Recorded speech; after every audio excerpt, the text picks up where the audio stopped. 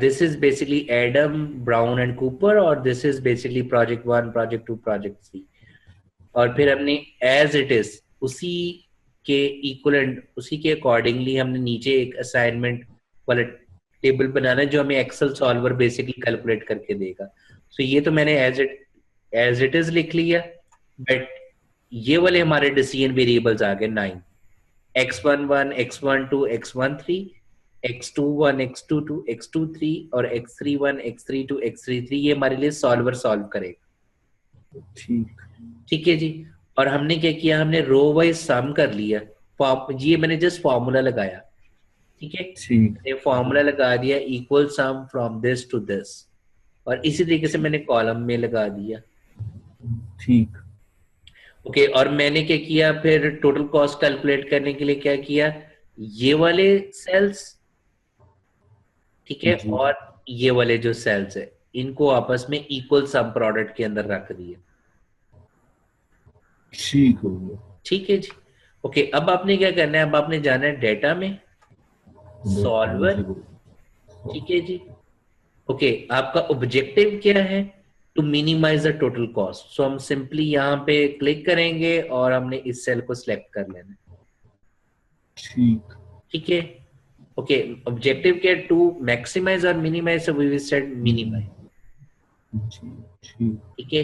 By changing variable cell का क्या मतलब है, decision variable. So decision variables कौन से हैं, दिस वन,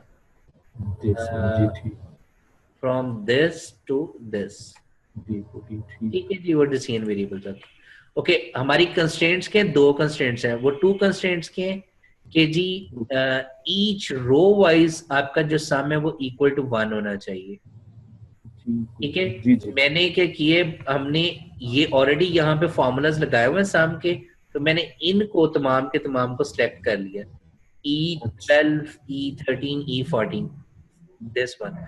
बजाय इसके कि मैं 1 by 1 तमाम के तमाम कंस्ट्रेंट्स लगाता, तो एक्सेल में हमारे पास ये फैसिलिटी अवेलेबल है.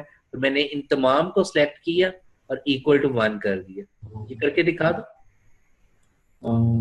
ये एक सेकंड में आपको करके दिखा दो.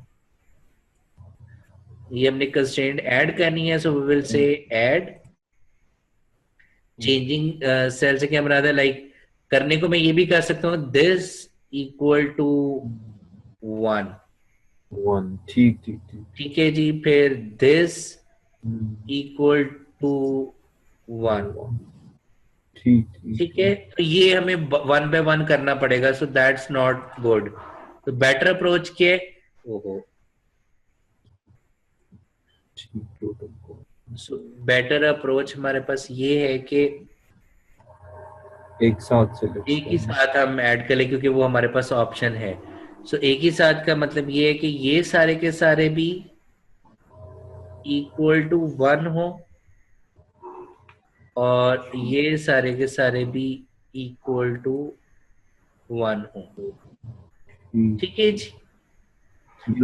फर्दर हमने क्या कह दिया कि make unrestricted variable mean they must be greater than और इक्वल टू 0 होने चाहिए. ठीक है. और ये लेस देन इक्वल टू 1 नहीं कर सकते क्यों भाई? नहीं, लेस देन और इक्वल टू 1 नहीं हम कर सकते. Exactly equal to 1.